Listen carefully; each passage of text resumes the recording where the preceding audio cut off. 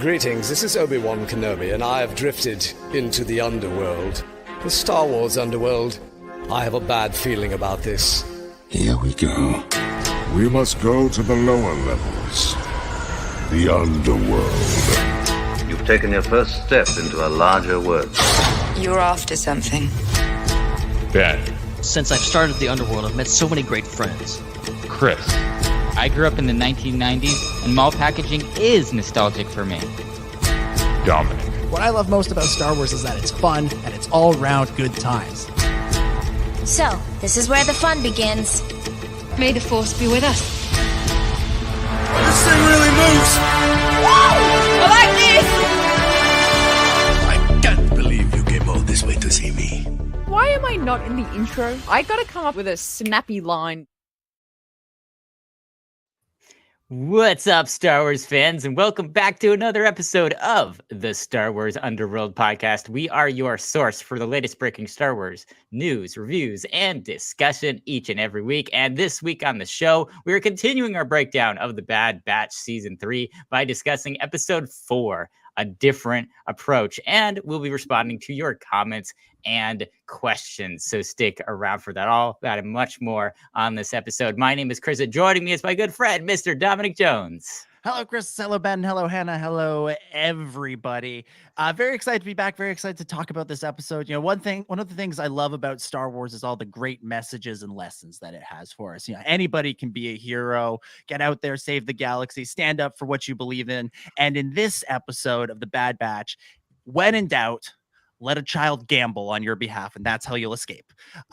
You know, it's a weird sort of way to go about getting Crosshair and Omega out of a tough spot, but still a really, really great episode that I'm very much looking forward to discussing this week. It's going to be a great show. Heck yes. Also joining us, it is Ben Hart, the Star Wars guy.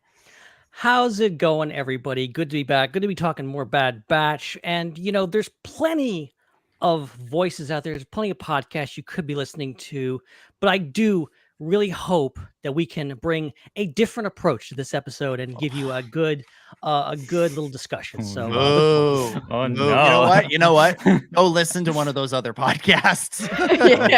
Yeah. No, I just reeled him in. For you. You're welcome. Oh wow, I'm excited to see what goes down. Also joining us, it is Ray from the Hannah side.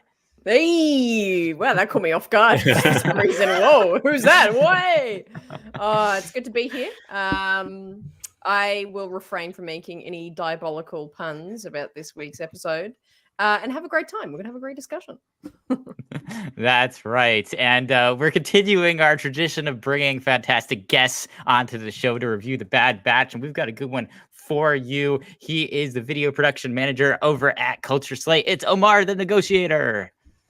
Hi there, everybody. I'm so honored to be on your podcast. You know, I've actually, I can't say I have watched the Star Wars Underworld podcast for a very long time, but I can say that I have visited the website that was always there during like the sequel trilogy and like Rebels and stuff. Like I always went to the Star Wars Underworld website to kind of get my source of news for Star Wars. So that's why I'm here, and I'm so honored to be here, you guys. That's so cool. That's awesome. That's so cool. Yeah. It's a shame we don't really keep the website updated very much anymore. I was going to say, I just discovered last year that it's not even a thing anymore. So, it's now .net. We changed it over very subtly. Are you Star serious? Wars Underworld.net. Yeah, true. We haven't really advertised that. Spoiler announcement time. We have a website in case you didn't already know that. Oh my God. I'm on it right now. This is incredible.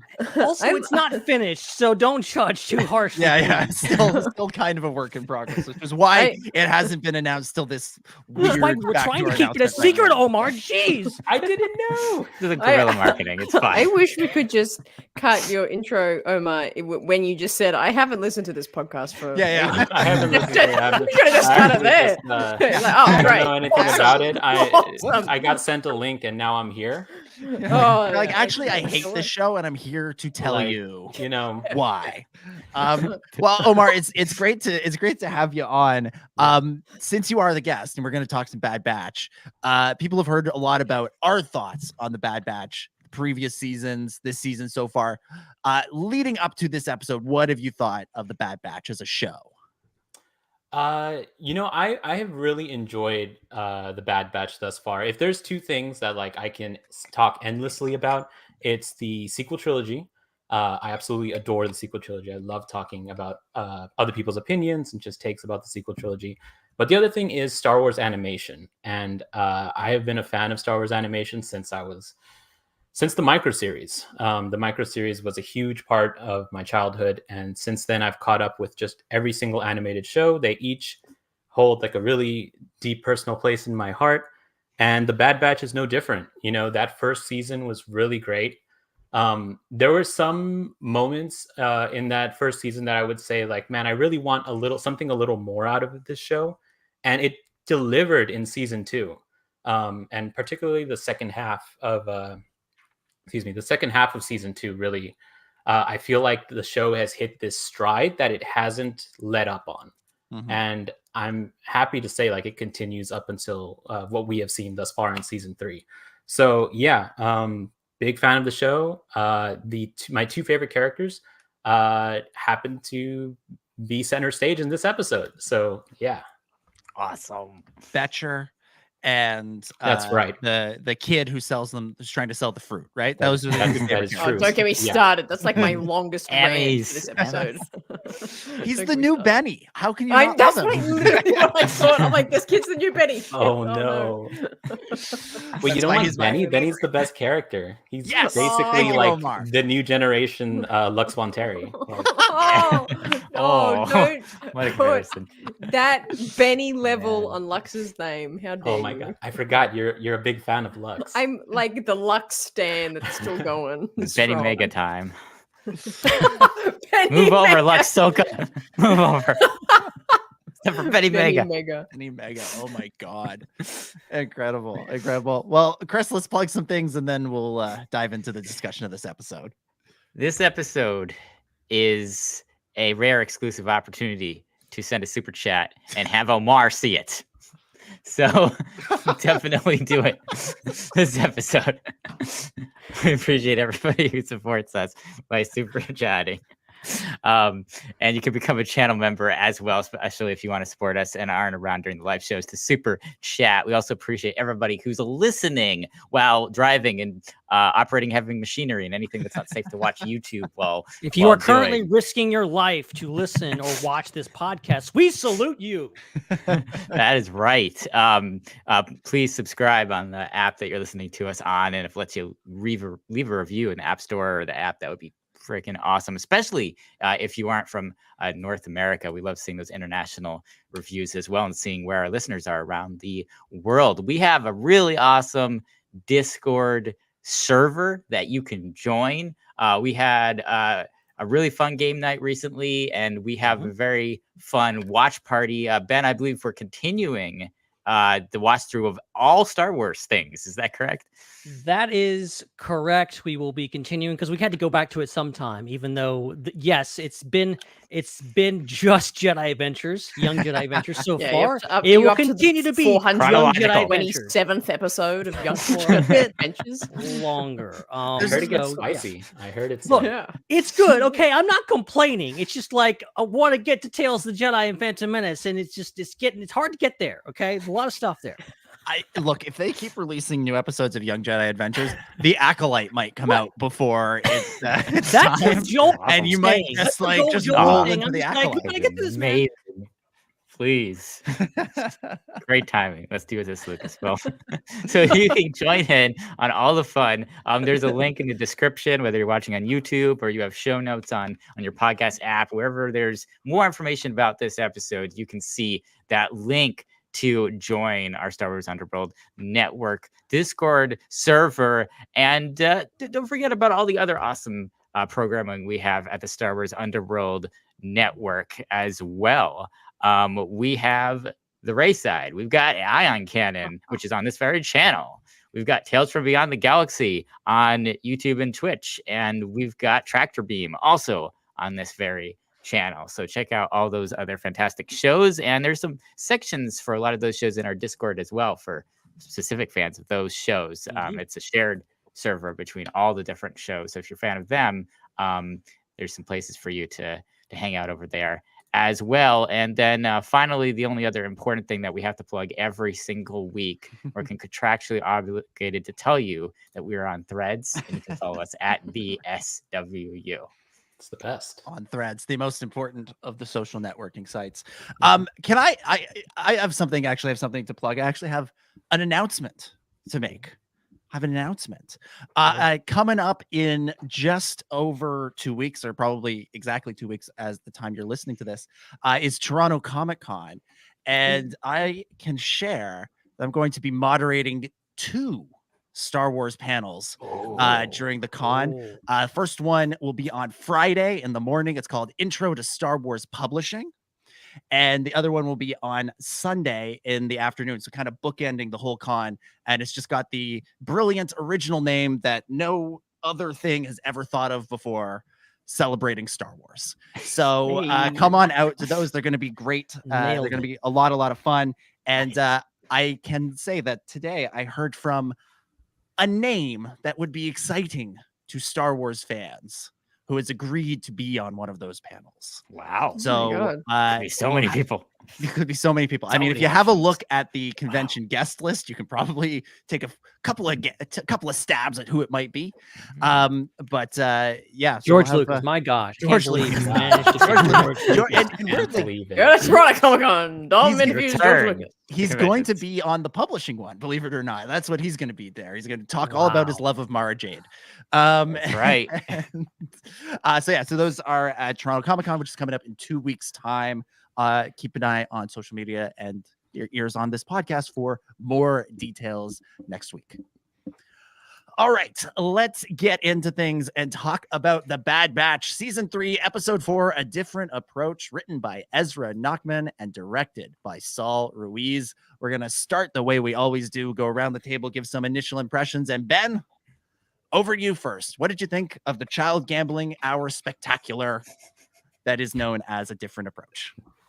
Yes, so I really did enjoy this episode. It's amazing how, like, obviously want to bring attention to the visuals, but I think the visuals of this episode, I think, was the standout for me in regards to, like, because I think we all, since going back to Clone Wars, like the detail that goes into these shows and how much work goes into the shows, because it's not just like, it's kind of like a real live action Star Wars show in the sense that they have to build everything. They have to create everything in a computer, not physically, but in a computer. And all the costumes, everything has to be created by hand by these amazing animators. And the fact that we have this episode that is just meticulously created. There's so many new costumes, new aliens, new everything, and this new brand new planet that is incredible. Like, it looks incredible. And I mean, some of the trooper design, we get new trooper designs. Sometimes we don't get new trooper designs until a new Star Wars movie. We got new trooper designs in this episode. They look amazing. And all that wrapped in a package that gives us this amazing story between this, ultimately Crosshair and Omega trying to make it work together, and seeing the development I think Crosshair has gone through, and seeing how much he even is calling Batcher by his name. Okay, that's how much Crosshair has developed so much. He even cares about the dog. Okay, he cares about the hound. So he's not so bad after all. But and then we have that great, really a cliffhanger ending of the reunion that is both very, very happy, and yes, I shed tears both times I watched it. And there was also some pent up anger and some frustration and some angst there that I think needs to be resolved next episode. I thought you were saying you were angry while you watched Me it. too. You're shaking your fist at it. You're like, this episode goes so good, it makes me angry. Oh man. As the reunion was happening when I watched it the first time, I obviously caught up in the emotion of it. When I watched it the second time, all I could think about was the debate we had on this show about whether the Ezra and Hera reunion was good enough on Ahsoka. And I just thought how funny it would have been if, as Wrecker and Omega were running towards each other if the episode just cut to black and ended right there. I think that would have ended Star Wars fandom. Star Wars fandom would have been done after that. I mean, like, screw this. No. Now I'm like, you missed an opportunity. Rao, Corbett, you guys missed an opportunity. Do the funniest thing and also the angriest thing ever. Exactly. Hannah, what about you? What are your thoughts on this episode? Yeah, this episode was really interesting because it kind of went at a very, just kind of plodded along. It was an interesting story. We're following along of how they're going to get out of this situation. It felt like a very classic Clone Wars, like early season Clone Wars episode, and also dipped into a lot of Star Wars Rebels, like season 1 feeling to me. I've got a lot of I saw just so many connections to a lot of the Rebels earlier seasons. And then, to end on such an emotional climax to the episode was just kind of, it was a surprise. Like, I didn't think we were going to have the reunion that quick, but it was so special, wasn't it? And I don't think I realized how emotionally connected I was to these characters. I mean, I love the Bad Batch. I love these characters. They've been super interesting to get to know over the past few years. But damn, seeing them apart and then Omega and Hunter Wrecker, coming together again was just so emotional. It was so amazing to see. Yeah, I really loved it. I really love this episode. Yeah. Omar, let's go to you. Your thoughts. But first, Joel wanted to drop a super chat. Just say hi. Hi, Joel. Hi to Omar. There we go. Hey, coming in. Hey. That's awesome. No, this was a really fun episode. I won't say it was like my favorite episode, obviously, even of what we have already seen. But I think it does something important with the character of Crosshair specifically, and what his role is with, or rather his redemption arc that has been going on. Because at the center of that redemption arc has always been Omega. So it was really nice and honestly comfy. I would say this is a very comfy episode. Where yes, a child does gamble, and then they have like a breakthrough of all the animals. It's still a comfy episode because at the end they all get reunited and it's a fun time.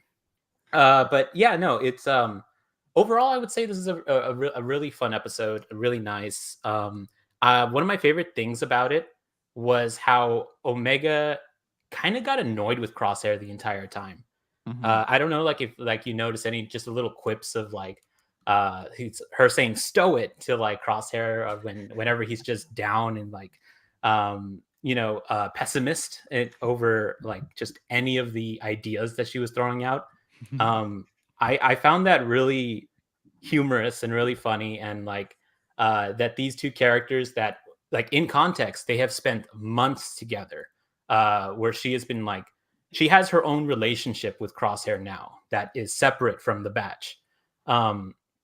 So it's really nice to have that at the back of your mind. Like, oh, these two have spent a lot of time together. They've trauma bonded. And now they're just trying to get through the episode. Yeah, now that I'm saying that, it's like, is it really a comfy episode? But like, it is. It is. I swear to you, it is. Talking yourself out of it. Yeah, I mean, but yeah, no, it's because of all that, I think we had, with having them two front and center and their relationship, I'm just so excited to see what happens next. And I hope they really amp up the angst. I'm here for angst is what I'm here for. So yeah. I have a feeling next week's going to be very angsty. I need it to be. Chris, over to you. Your thoughts on this one. Last week I was here for ang, and this week I'm here for angst. Let's go. Some will get that joke. Others will in time. Well, you're talking about Michelle Ang, who plays Omega in the show, right? That's what she's talking about. Yeah, absolutely, obviously. That's exactly what I'm talking about. Yeah, this is a really enjoyable episode. Like, I feel like the momentum of the season is continuing. Obviously, you can't like beat the Emperor and like cloning and like intense action, that we've gotten in recent episodes. But this still, I think, really continues the momentum of the season. It was a really fun episode. I think just that the writing of the characters and where they're at with their own personal arcs and their relationships with each other, kind of that at this point is taking center stage over the plot.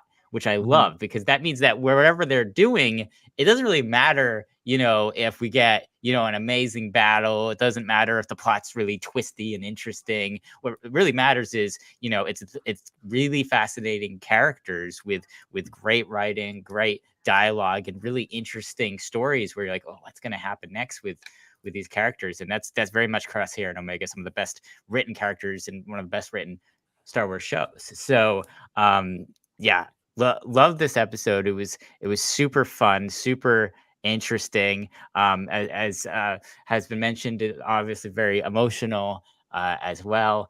And they're really, I guess my main reaction to it is they're progressing through all the things that we expected to happen in the season pretty quickly, which is really fascinating because it means that there's a lot that is going to happen in this final season that is kind of a little bit unknown, because we've already gotten some of the really big moments that we were expecting to see in the last few episodes, and that reunion with Crosshair was one of them. So dang, I'm very looking forward to what comes next after this episode as well, as a result of them, moving past the expected storyline that you could kind of see coming.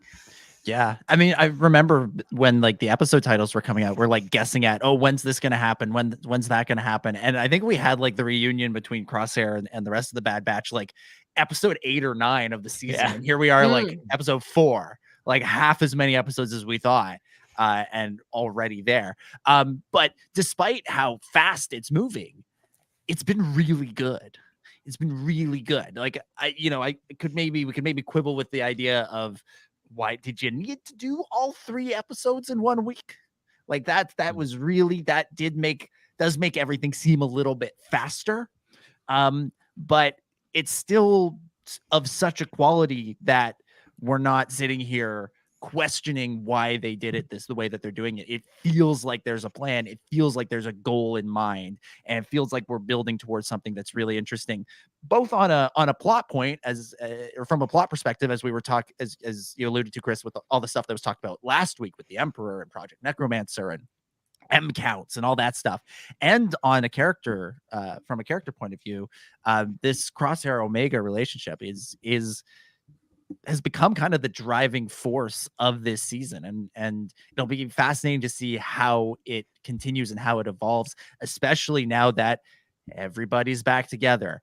And Omega has always held a more sort of tender place in her heart for Crosshair and what he went through, compared to Hunter and Wrecker and Echo in particular, who look at Crosshair as a traitor, as someone who betrayed them. And now the question's going to be, how do they reconcile? Can they reconcile? Even, like, we're assuming they will, but who's to say that that by the end of this season they haven't split up again? But it's been this episode, it's just really, really strong. Putting those 2 characters alone in a situation that is almost entirely beyond their control, and seeing how they react and how they respond to it. And the other thing that I'll just say off the hop here is, it was so nice to have a really strong villain of the week. That's something Star Wars has not always succeeded at. And this week, I think they delivered. And we'll get to the Imperial Commander in a little bit. But let's start with Crosshair. And Omar, we'll go back to you. What have you thought of the way Crosshair? What did you think of the way Crosshair interacted with Omega and kind of went along with her on this harebrained scheme in this episode? Yeah, just to kind of reiterate, and kind of expand on what I had said a little earlier, is there it feels like there was this push and pull between the 2 characters, where at the end they had to learn to really trust each other and where their strengths are as teammates. And and you saw that when whenever Crosshair eventually lets her just do her thing, rely on the skills that she has gained through living with the Bad Batch, and specifically her ability to gambling, for one, is probably Sid. So that's the one thing Sid has done that's really good. Just the one, but and Sid Slam. On the opposite side of things, like Omega at the very end where she says, "Okay, go ahead and do your thing," in terms of like where he just lets loose and starts shooting everybody. I don't know. I just like that. I really like that there was like this conflict between the two, and then as time went on, they kind of loosened up, relied on each other, and really worked as a team. So that's at least what I kind of garnered from the whole interaction between the two, between Omega and Crosshair specifically. It's really good. His redemption arc, like I said, has always had Omega at the center of it, or at least at the points where are most important. Like where like he ends up saving Omega at the end of season 1. At the end of season 2, he ends up warning the Batch about them trying to get Omega. And now once again, they have spent all this time together and have to work with each other.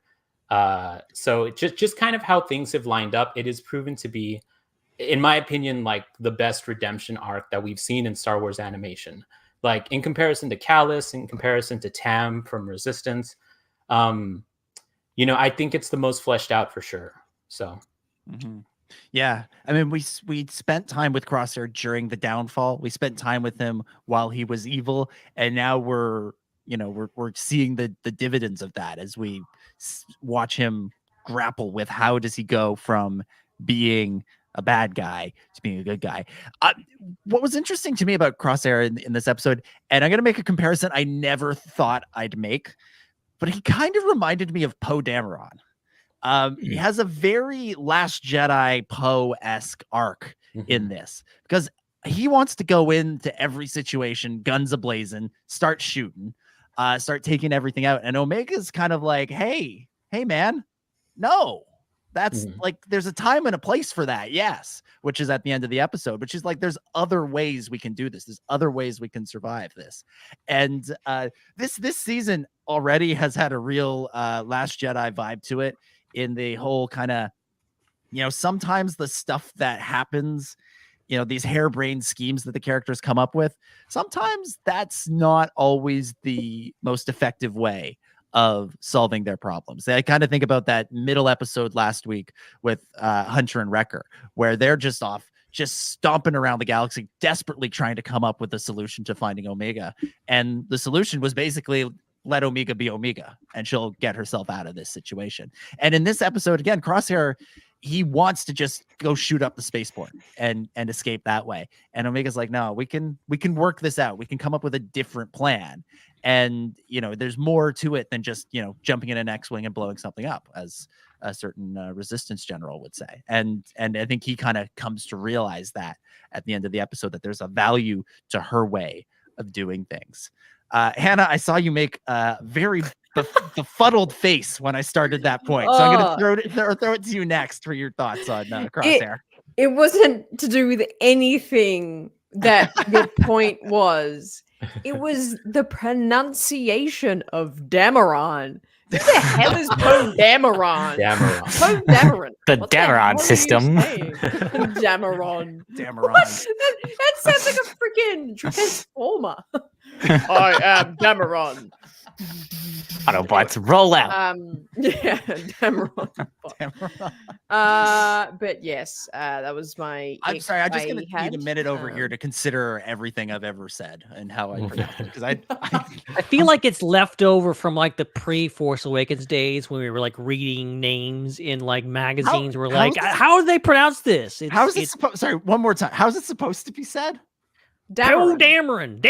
So it's as if you said, it's as if you were talking about James Cameron, the director of Avatar. That's kind of Cameron. Well, that's how I'm saying James Cameron's name from now on. It's James Cameron. James Cameron. Camera on. Amazing. Cameron.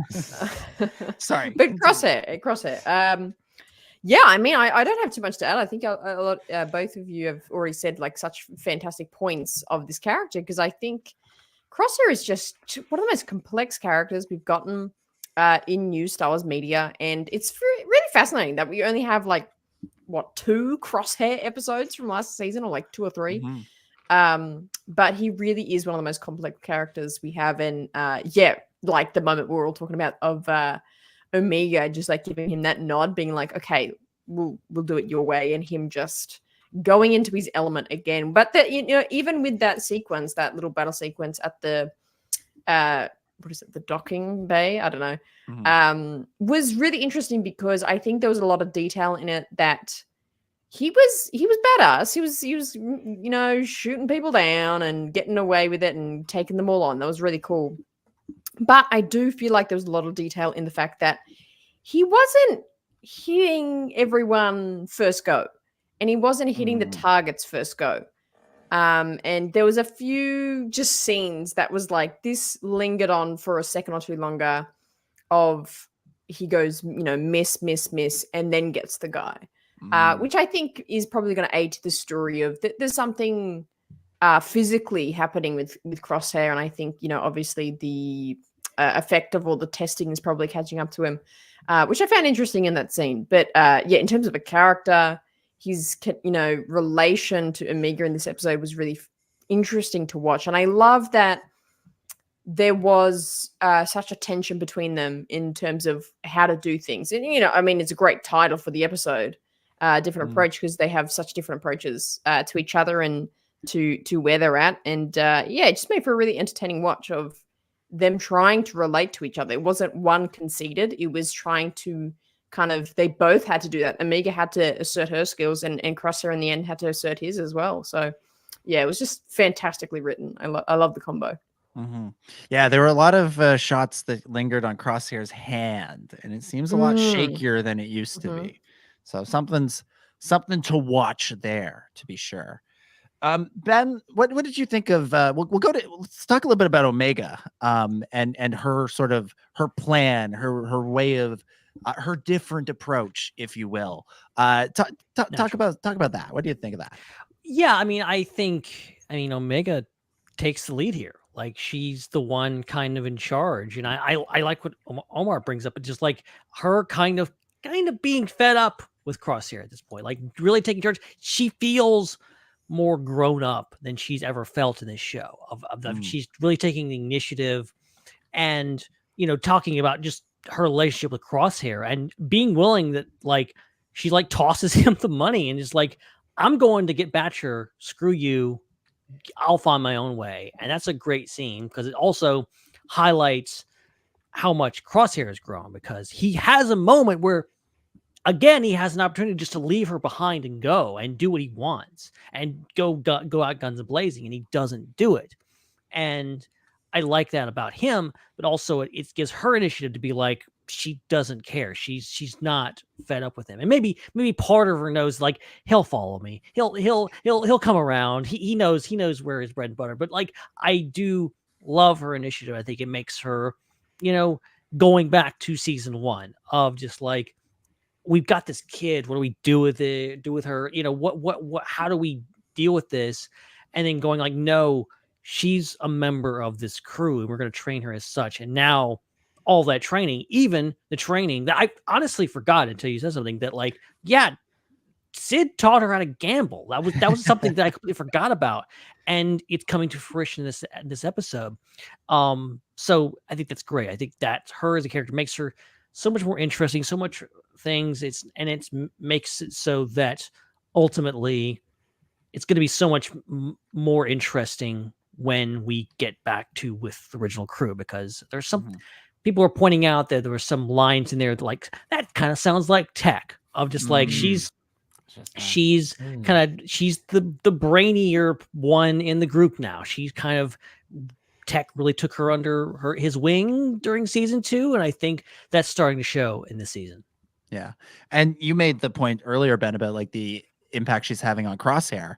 You know, Crosshair, as we talked about last week, that was the first time we heard him say the name Omega, and then over the course of this episode, he goes from referring to Betcher as the Hound, which I loved it every time D. Baker said the Hound. I was like, say that again. That was awesome. To, you know, saying Betcher at the end. And you're seeing the influence that she's having on him. It's slow, it's taking time.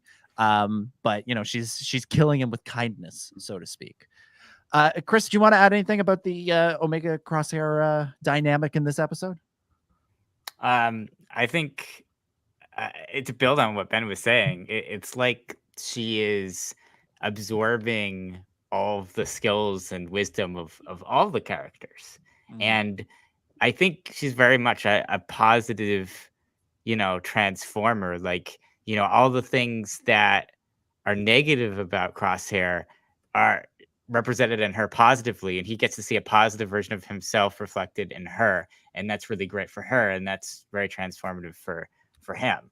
So I think that's really fantastic character work there with her, and it's a really interesting story, and it's very core to that hopeful positive message of Star Wars as a macrocosm shown microcosmically in this episode and in this character and in the show. And I love how there's not just a ring theory of repeated things throughout films and TV shows, but kind of a ring theory at different scales. So I think that's really, really cool that there's that resonance there.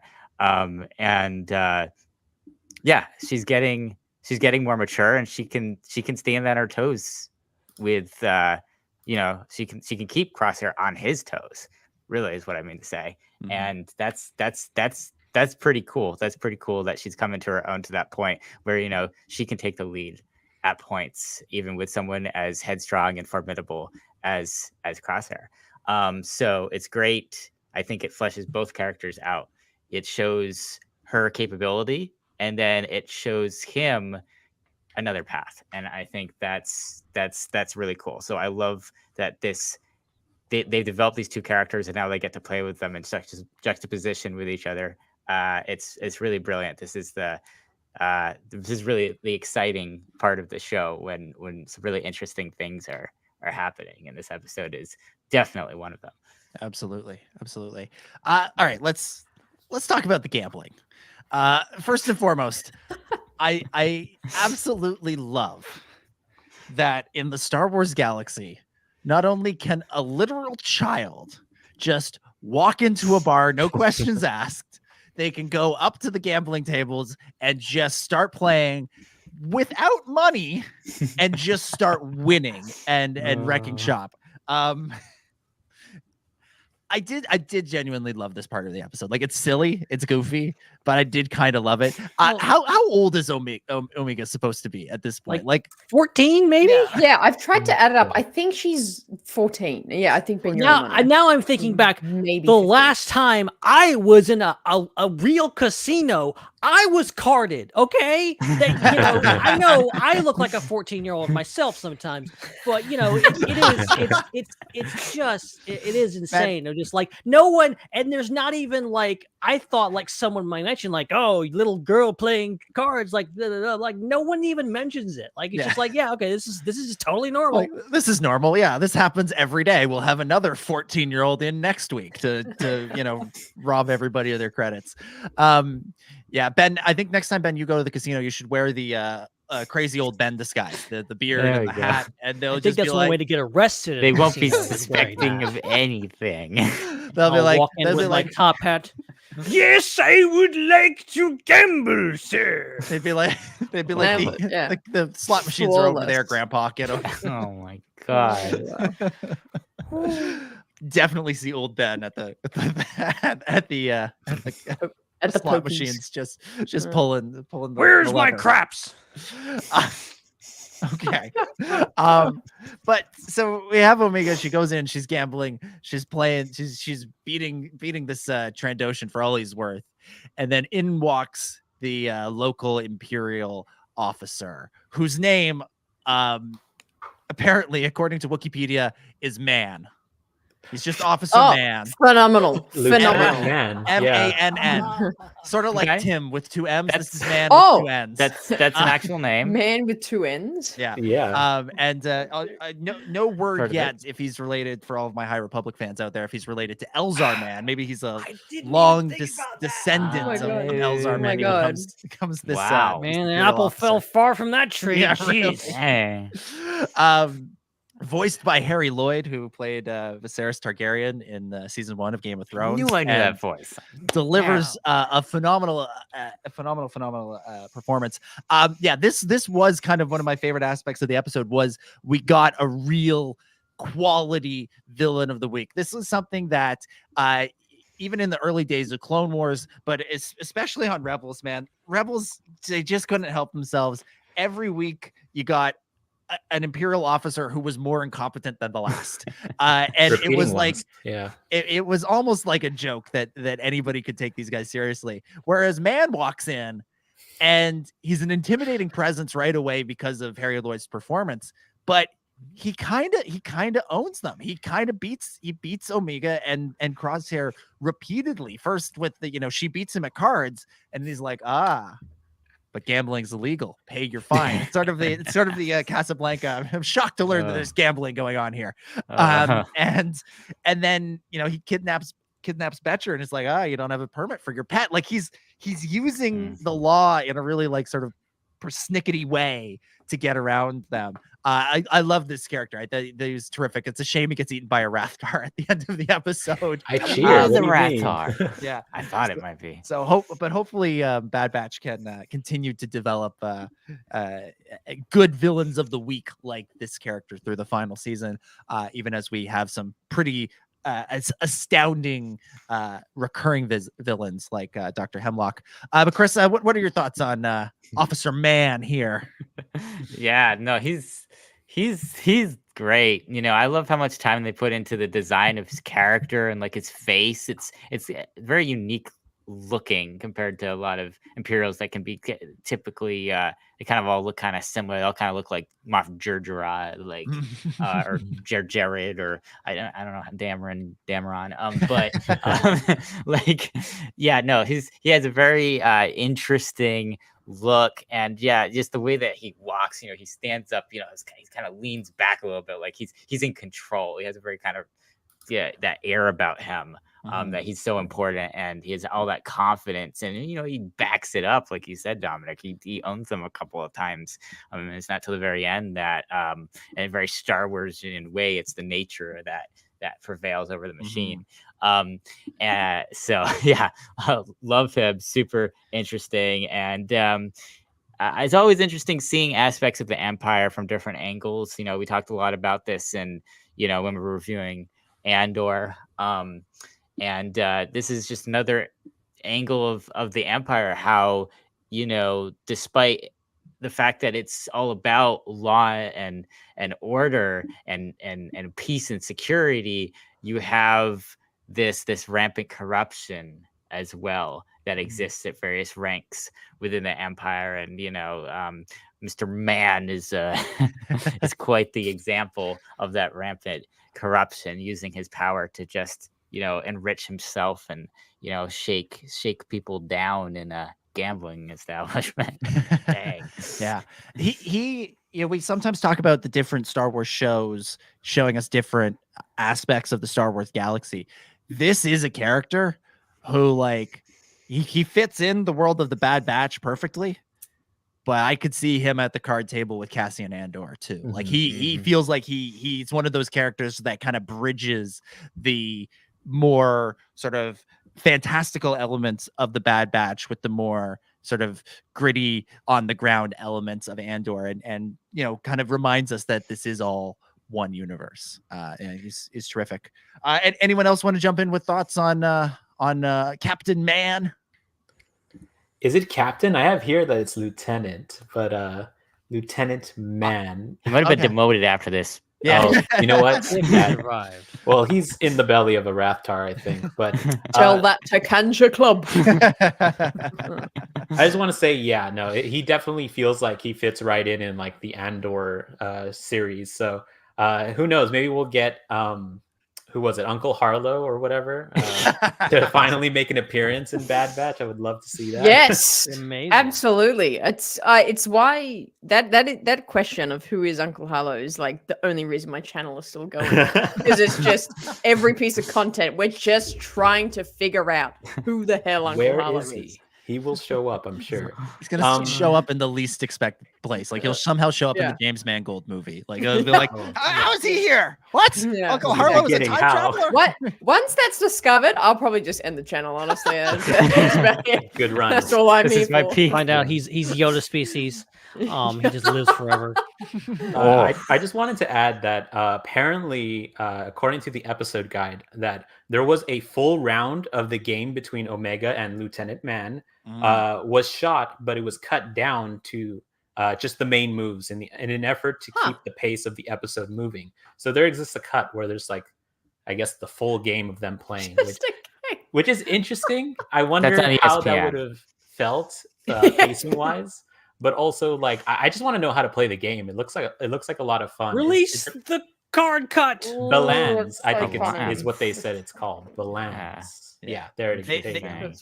They say, as you mentioned, Omar, in the episode guide, like they came up with all the rules. They played this game behind the scenes. So I want to play it. I have to imagine, some company is currently developing these cards that can be sold for all of us to play.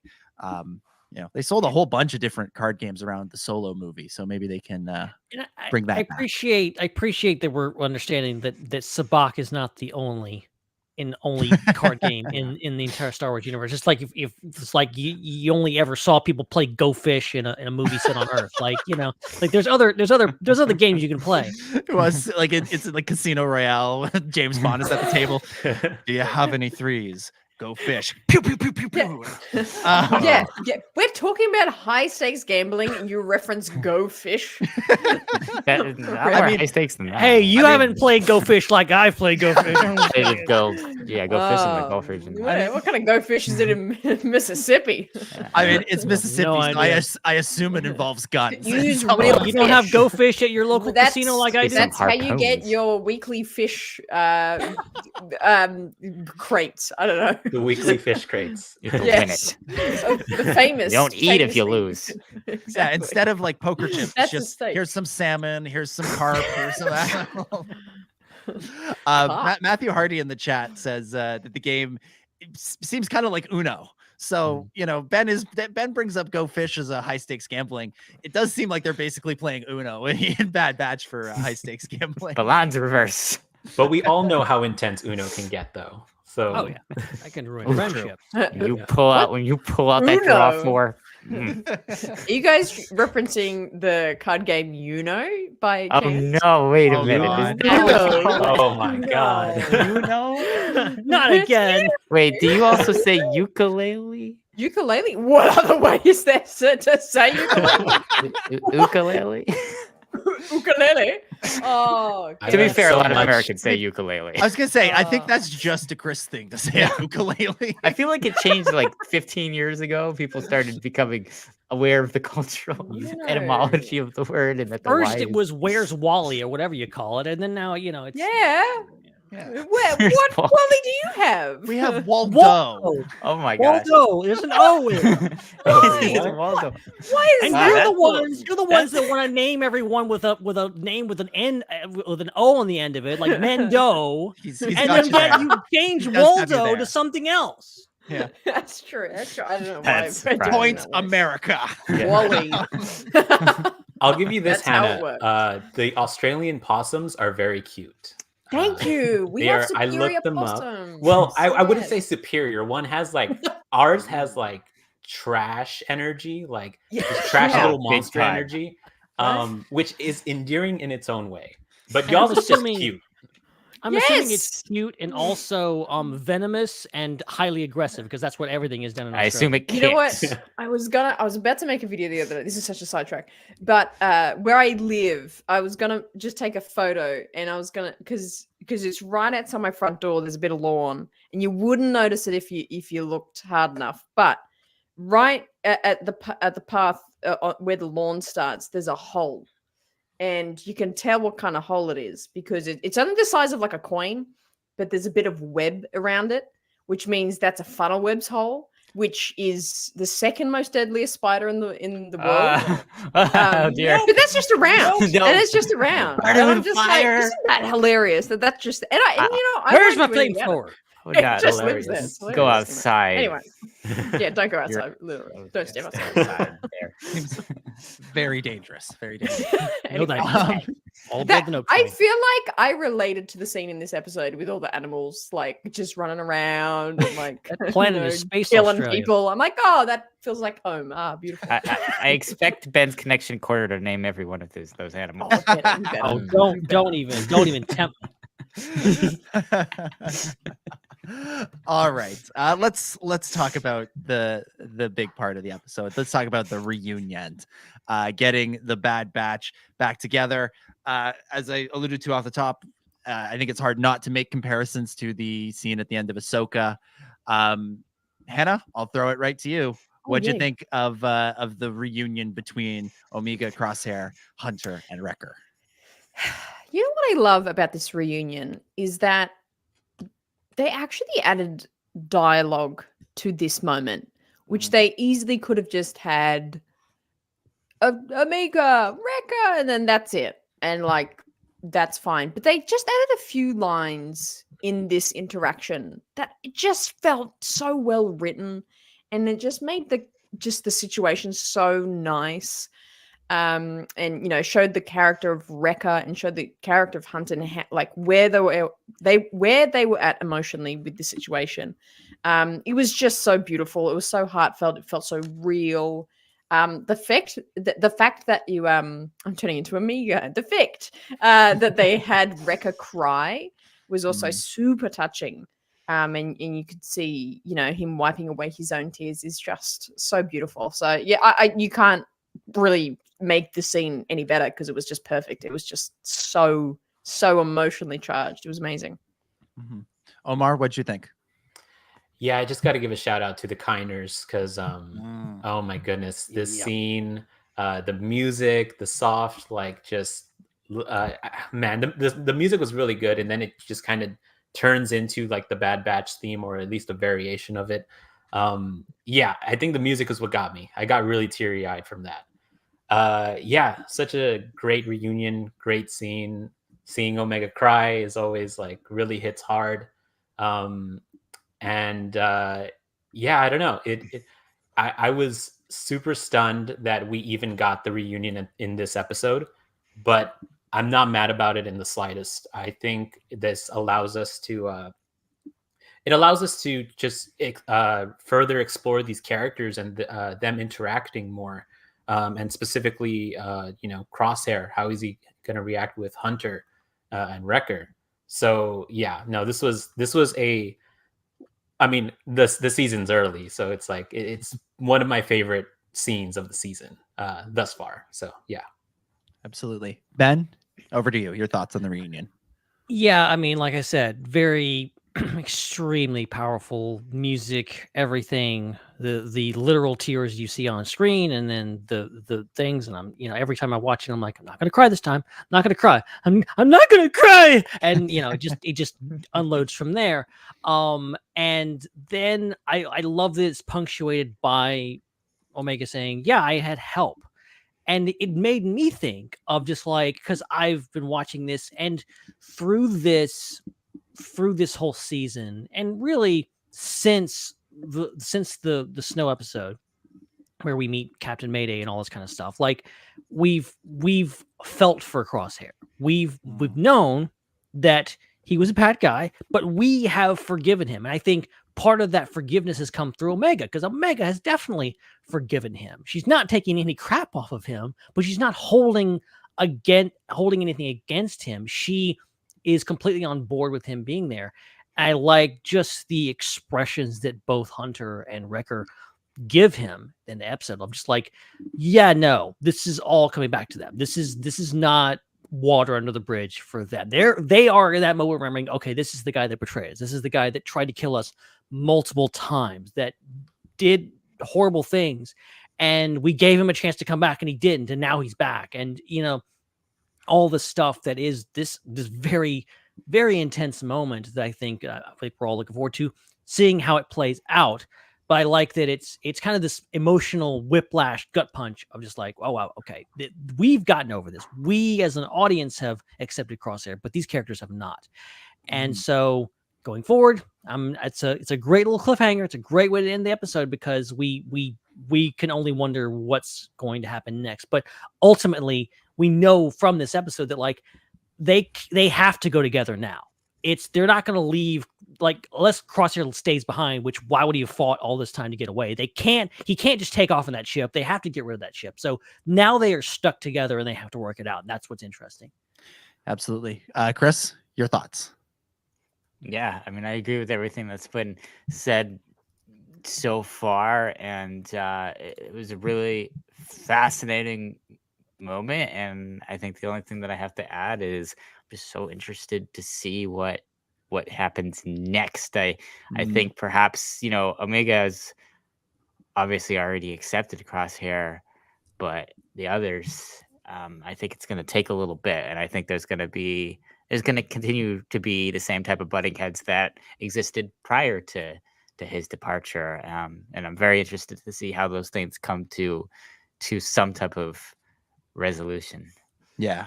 Crosshair being there just kind of, it gives this reunion an added edge, right? Like it's emotional seeing Omega back with Hunter and Wrecker. Like that part's sort of beautiful and amazing. And then there's sort of this tension, and it's a reminder that this isn't the end of the story. There's more to go. Coming into the season, we talked a lot about getting Omega back with the Bad Batch, getting her out of Tantus, reunited with her brothers, and we've gotten that moment. But Crosshair's presence reminds us that there's more to go. There's more work to be done. There's more to work through for these characters as the story continues for the next 11 episodes, I want to say. I think it's how many we have to go.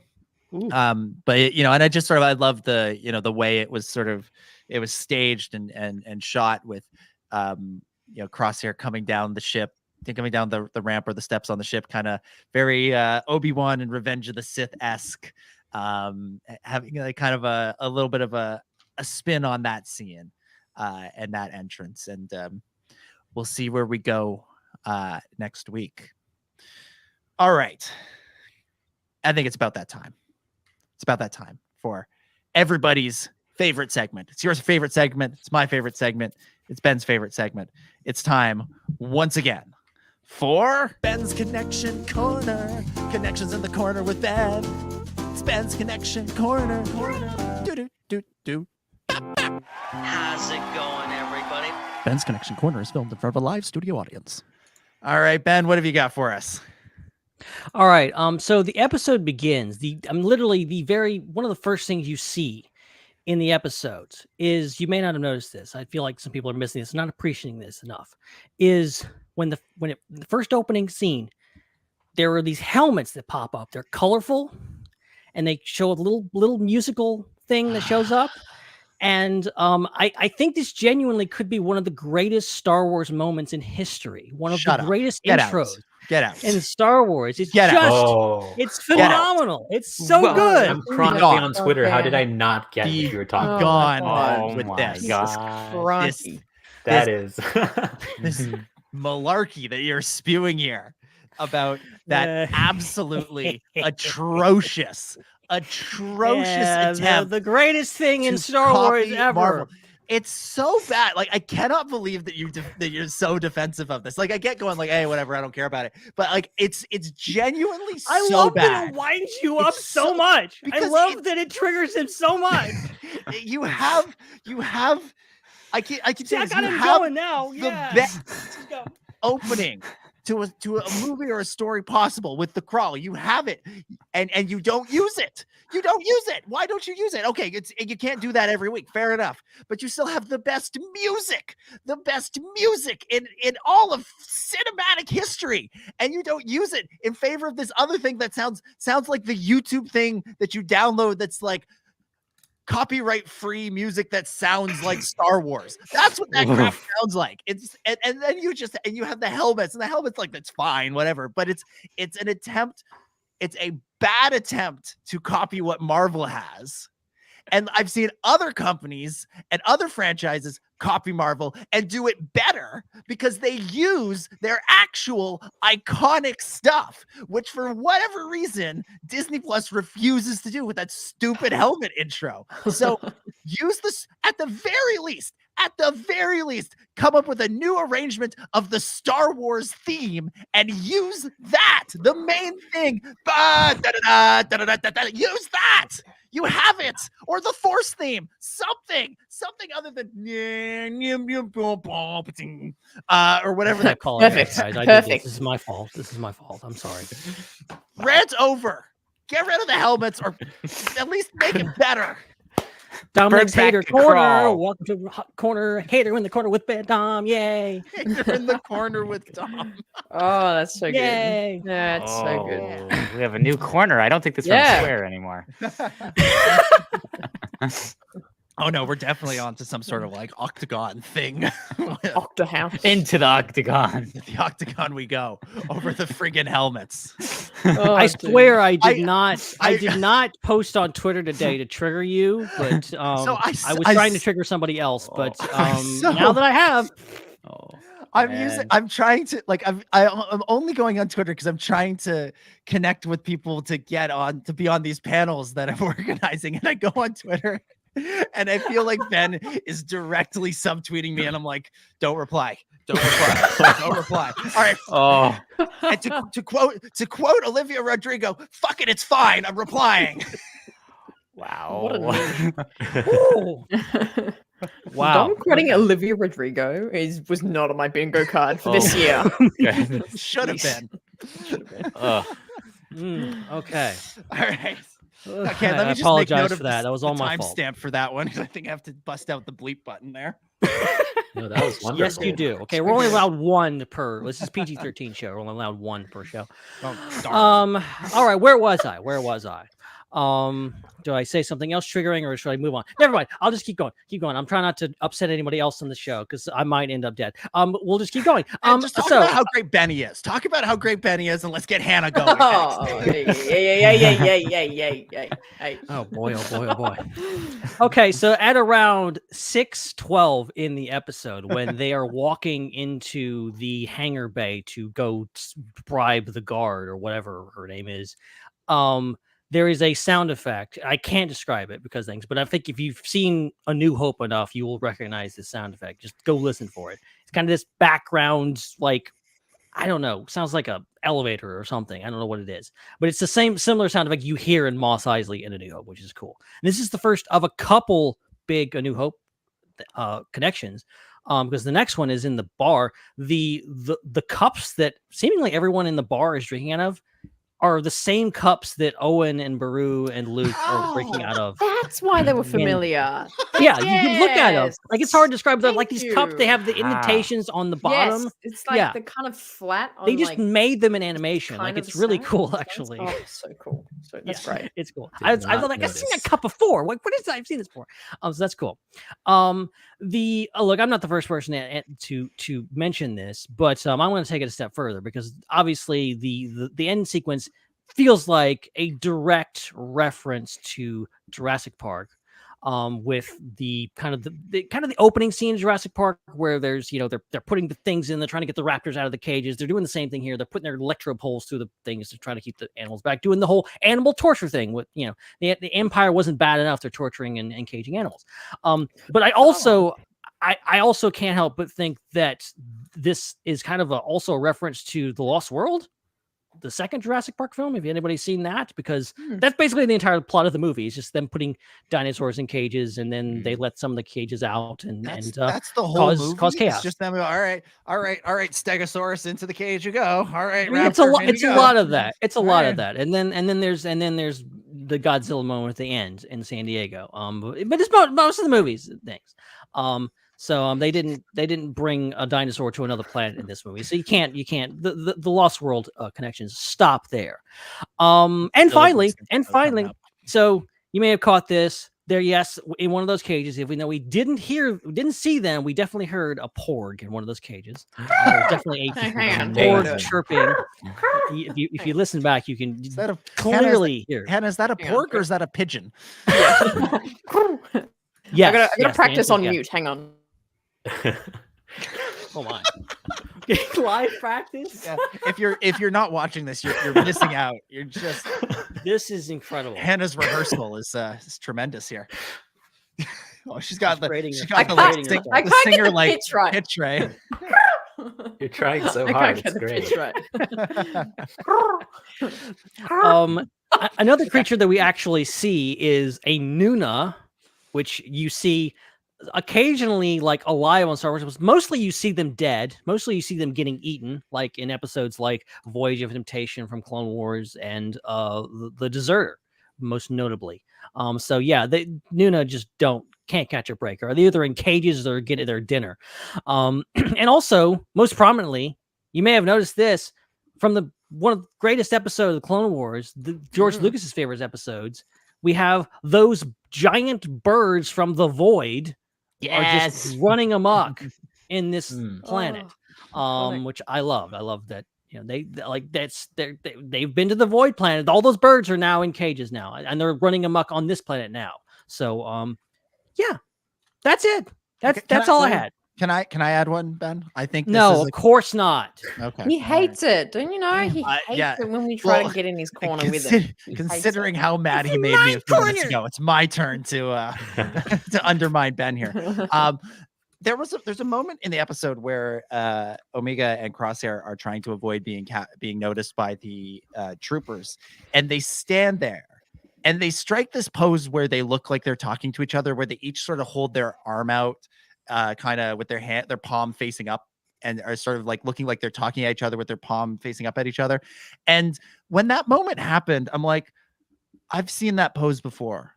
Why have I seen that pose before? And I realized that's basically every background character in any Star Wars animated show. When they have them just like talking to each other, they're always standing in this weird like pose with their palm out, talking to each other.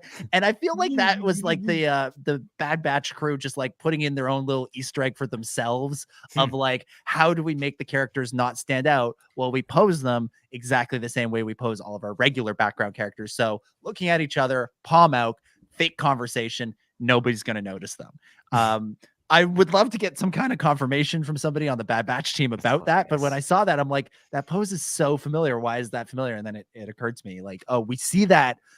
I'm going to say every week across Clone Wars, Rebels, everything. Bad Batch, just somewhere in the background, you'll see two characters standing in that exact pose, having a conversation, quote unquote. And, yeah, I think that was a connection. That was a potential connection. Maybe it wasn't. Maybe I'm dreaming. That's a connection that if I had brought it up, you'd have made fun of me for it. You'd be like, "Oh my gosh, he's pointing out stuff in the background how characters are posed." That is true. If you brought that up, Ben, I would have. See, I'm not the only one. Oh, amazing! All right, that brings us to the end of another classic, wonderful, iconic, delightful, enraging edition of Ben's Connection Corner. Connections in the corner with Ben. It's Ben's Connection Corner. Do. When did y'all make that? That Ben's intro. Connection Corner is filmed in front of a live studio audience. So the song and the animation were both made by listeners of the show, and then I stitched them together and added the spinning Ben with all the people cheering. It's amazing. The best part. Yeah. All right. We'll get to some Ask the SWU questions in just a minute, but let's touch on a news story or two. Obviously, one of the big stories in the entertainment world this week has been the massive layoffs that PlayStation announced, which is just terrible. But with that came some news about a Star Wars game that wasn't announced and that was only rumored so recently that we didn't even have a chance to talk about the rumor on this show. This might be, if we talk about Star Wars games getting canceled all the time, this might be the most whiplash-inducing version of that of all time, because we went from, oh, here's an interesting rumor about a game, we'll probably see it in a little while, to, oh, no, wait, it's canceled. It's gone. Gone. So the game allegedly was going to be was going to be a Mandalorian video game. It's going to be a first-person shooter made by Respawn. What do we make of this? This like quasi announcement through its cancellation? Well, it's an interesting topic because I think it's more a reflection on See ya. It's more a reflection on EA. It's not Star Wars' issue. Which is hilariously comforting. Which is kind of comforting in the sense that, okay, we can't really blame Star Wars for this one. But it's still like terrible. I think this game harbored a lot of, very deserved interest and excitement from people. Mandalorian being like one of the most identifiable words and names in Star Wars for the past 5 years. Make a game where, we can run around and be that character. Like, that would have sold crazy easy. And it probably would have been a bunch of fun. So yeah, I think the kind of thing I take from this is that I'm disappointed in EA, not disappointed in Star Wars. But in also in that is that this came because of they said they used the term a shakeup, in their systems and processes and a bunch of layoffs, which is always an incredibly sad kind of reasoning. A bunch of people losing jobs, having cuts. It's no secret that the gaming industry is like so backwards and pressurized and ill-regulated and not functioning healthily at all, really. So it's this kind of multifaceted, terrible thing of like, okay, this was going to be a game that was going to be super popular, but also it comes in a really horrible way where not only this, it kind of is enwrapped with a lot of people having job cuts as well, which is super sad. So yeah, that's my take on it. That's my take on it. What, anyone else? I mean, yeah, first of all, it's just awful for all the employees that lost their job, and just the general state of the gaming industry is deplorable. It's just awful. And I feel for anyone in the industry, not just, because like either you lost your job or you're going to continue on wondering if next month you could lose your job again. It's so up in the air, and it really, that's got to be awful to work under that kind of pressure.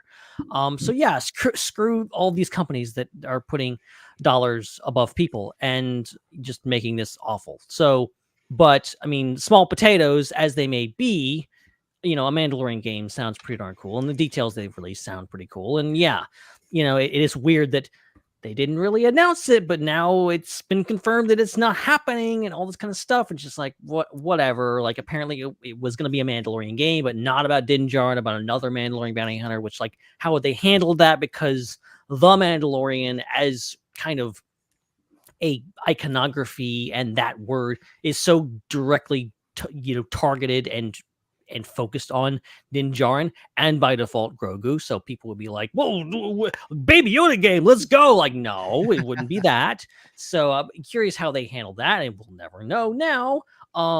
But ultimately, it's cool that they had this idea. I think this is something that we haven't seen a game until 2002. We had the game Bounty Hunter. Like, we haven't had a game quite like that. I think that's a really cool concept, and we all are still hurting about losing Star Wars 1313. Still haven't gotten over that we lose this one, and which felt like kind of a spiritual successor to that. So, well, and I don't know what you want to talk about a Star Wars video game with a Mandalorian bounty hunter. Star Wars 1313 was supposed to be a Boba Fett game. Mm-hmm. So, there you go. It's just not meant to be, apparently. Yeah. Interesting bad situation all around. Was it a Respawn game? Yes, it was. Okay, because I know Respawn still has like a strategy game that it's untitled Respawn Strategy Star Wars game. Like there's quite a few video games that right now are just like untitled something that is currently being worked on that that is Star Wars. That presumably Respawn's working on Star Wars Jedi 3. Yeah, that's their main series. And I made a tweet. I was like, hey, look, I'm a little worried. Like in the announcement, they had said like, hey, the Jedi 3 is still happening. There should be no reason to worry. I'm gonna worry just a little bit. Just in the state of everything. Like, I feel terrible for all the workers involved. And yeah, it would be a pretty darn big shame if we end up losing Jedi, the third installment, because that has been some of my favorite gaming experiences I've had in a very long time. I just finished Jedi Survivor like a few weeks ago. So fun, so fun. But yeah, my thoughts and everything go out to the workers that are affected. So absolutely. Another story that's kind of interesting here. A little bit more upbeat. The Acolyte, that's the next Star Wars show. I got kind of a preview when Amanda Stenberg was interviewed by California Mag. So many magazines out there I've never heard of, but they were interviewed by this magazine. They talked about the Acolyte, obviously. Amanda says, in the context of the Star Wars universe, it's a time of great peace, theoretically. It's also a time of an institution, and it's a time in which conceptions around the Force are very strict. And I think what we're trying to explore within our show is when an institution has a singular conception of how power can be used, we try to provide a lot of different perspectives and answers to that question. The idea is to kind of honor the ethos of Star Wars and the ideas around the Force, and also challenge them, hopefully harmoniously.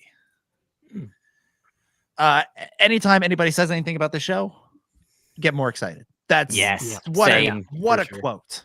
What a quote to what is it? Challenge the ideas around Star Wars and the Force while also honoring them. That's really intriguing to me, because this is a time leading into the prequel trilogy where things kind of, the Jedi are kind of locking into their way, and they really don't want to be challenged, as we see just by Qui-Gon suggesting that he could train Anakin. I don't think Qui-Gon and Anakin and Ahsoka are the first ones to challenge the Jedi Order and some of the the rigidity of their dogma. Right. And so it's very exciting that they'll be able to expand this more on this show. I mean, I'm trying to just grasp what this show is, because we've heard things about it involving the Sith and potentially the kind of that rule of two line, potentially, there may be something about related to Plagueis or backstory behind people before Plagueis. So we've heard about kind of dark side, gray type stuff, but then also there's this thing with the Jedi and the Jedi Order, and this information about potentially people challenging things within the Order. So it looks like this is going to be a pretty broad look at kind of the state of the Force and Force users at that time period, and that's really fascinating. I love the ambitious scope of the show, and like Dominic said, it's just every little piece of the puzzle we get, it's just the picture gets more and more fascinating. Show's gonna be something special. Also in Acolyte news, there's a rumor that the show is going to premiere on June 5th. Sure, that'd be great. I'll take that. Cool. Nice. That June kind of makes sense. It's kind of around the same time Obi-Wan Kenobi was airing 2 years ago, so makes sense. I wouldn't lock in about almost exactly a month after Bad Batch ends. So I wouldn't necessarily lock in June 5th just because Disney Plus is so wishy-washy on their release dates. But you changed their mind a few weeks before. I think they've done this before.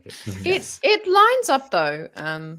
It makes sense in terms of Bad Batch ends, and then now I think we all predicted that they probably will drop the full Acolyte trailer for May 4th, surely. There might be some other things they do for May 4th, but I think the main thing is they're going to drop the Acolyte trailer, because it's okay, Bad Batch is done now. You'll enjoy the finale straight into Acolyte. And for a live action show, that is very soon before the premiere. They put it out just a few weeks before. I think for Bad Batch, this last season, Bad Batch, it also there. Yeah, it was about a month for Bad Batch. Yeah, but usually, Kenobi, Mando, they'd have 2.5 months out. Yeah, so I guess sorry, you go. I'm just gonna say I'm glad that they're not trying to overshadow Bad Batch. But yeah. Okay, I was gonna say because the it might actually work. I mean, I'm no like entertainment TV expert, but maybe that would help in terms of the turnaround of a trailer. Like, say the trailer's like out of this world good, and people just go off the charts for this looks epic, lightsabers, very classic looking Jedi. People can identify it really quickly and get really excited for that trailer, and have a really quick turnaround. So people, don't dip out of the excitement of it. Because I kind of noticed that a little bit with Ahsoka, was like the insane Ahsoka trailer for the celebration, and then I feel like, I don't know, maybe like the general fans were like, oh, that was a really cool Star Warsy thing, and then like forgot about it like 3 months later. And then Ahsoka was like another 3 months later. So maybe a quick turnaround of a trailer might be, I don't know, might bode well for new viewers. As we discussed a couple weeks ago, the Phantom Menace will be in theaters right around that same time. That's right. Why not? Why not? Stick a trailer for the Acolyte in front of. I mean, it fits so well because that's the closest movie chronologically to the show. Yeah, I made a tweet about that specifically, and how I hope that they do something for right before they air right before the movie itself, where maybe they'll have a little behind the scene thing or a teaser, or sort of like the Andor thing. Yeah, exactly. Even if it's like maybe like the first 5 minutes of the Acolyte or something like that. I don't know, anything to whet the appetite of like, hey, this thing is literally right around the corner, and it's that audience too. It's the prequel fans that will be there at the Phantom Menace re-release. So like it's just a perfect opportunity, and I hope it happens. Absolutely. And then there's also a report out there about the Acolyte that Michael Abels, who's known for working for composing the score for Get Out and Nope, the Jordan Peele movies, is set to write the music for the Acolyte, which would be another pretty significant get for Star Wars. Awesome. Yeah, that's great. Great soundtracks. Also in the news this week, The Mandalorian and Grogu has got some production details were revealed by Deadline. It's going to be the first Star Wars movie to shoot entirely in California. Of course, previously the original trilogy had some scenes shot in California for Return of the Jedi and A New Hope, but Mando and Grogu is going to shoot entirely in California. Presumably, they'll use the volume fairly extensively. The production is expected to hire about 500 crew members, 54 cast members, 3,500 background players, and will cover 92 days of filming. And in an example of the rich getting richer, the production will earn a $21,755,000 in tax credit in compensation from California, which is one of the biggest reimbursements in history of the California Film Commission, because Disney needed more money or couldn't spend the money they have for reasons. But very exciting. Lots of people will presumably work on this movie. And as I've said many times, one of the things I'm most excited for this year from Star Wars is the idea of new set pictures from a new movie, both official, Jon Favreau's director's chair with a Mandalorian helmet on it on StarWars.com, and drone pictures from way up high where we're like, I think that looks like Pedro Pascal, or it might be Brendan Wayne. We're not sure. I do wonder if one of those 500 cast members is actually Pedro, or 54 cast members is actually Pedro Pascal, because this man just keeps taking other jobs, and it's at this point, as a Star Wars fan, it's starting to feel a little bit personal. I'm like, Pedro, I get that you want to do The Last of Us and Fantastic Four and all this other stuff, but Din Djarin, man, he's got to take the helmet off. I just have an anti-helmet bias this week. I really don't like helmets. You know what? They're just gonna do face swap. That's what they're gonna do. I feel like if he does take off the helmet, it's just gonna be, he's gonna have the big gray sideburns. He'll be just right off that Fantastic Four set. I mean, like, they haven't even changed his makeup or anything. Yeah, like Din just decided he just wanted to grow them out. We don't really know why. Just that's what he does under that helmet sometimes. Previously it was a mustache. Now it's sideburns. All right, good stuff. All right, let's get to some listener questions and commentary and whatnot in Ask the SWU. If you're listening live, you want to submit a question live, you can super chat And if you aren't listening live and you want to submit a question, make sure you are joining the Discord, because that's where we take questions from for the most part. We'll start with a super chat from one Joel Davis, who says, Bad Batch is a show that proves my mentality of a concept of a story doesn't matter as much as execution and having a great creative team behind it. Oh yeah. Mm-hmm. I agree. Yeah. I think I think it, it's all about the execution. I mean, you can have a show about a mouse droid and it would be amazing if it's executed right, and I want it. Yeah. And you can also have a show that sounds great, and then you see it and you're like, ooh, that's not so good. Mm-hmm. That's not so good. So yeah. Agreed. Yeah. Good comment. Not much more. Good comment, Joel. All right, let's go to the Discord. Let's get this one from Dr. Hugh 17, who says, I wonder if last week's surprise guest, Ben Hart, the Star Wars clone, will make another appearance. I also wonder if there's a scheme on the go called Project Ben Chromancer because of last week. Hopefully I'm not scammed for credits akin to Captain Man's ways for posting this scenario. Ben, any comment on this? He's holding up his phone. And oh my god, there we it's all us. Are. It's us. What's happening? Amazing. There's two of everybody at the moment. Yeah. Actually, no. What did you get my DNA? Hey, the podcast Clone War has. Hold up again. There we go. We just want. There you go. Just the Ben. The Ben clone. Oh, there's the lag. Hang on. I gotta zoom in. Get rid of all of you.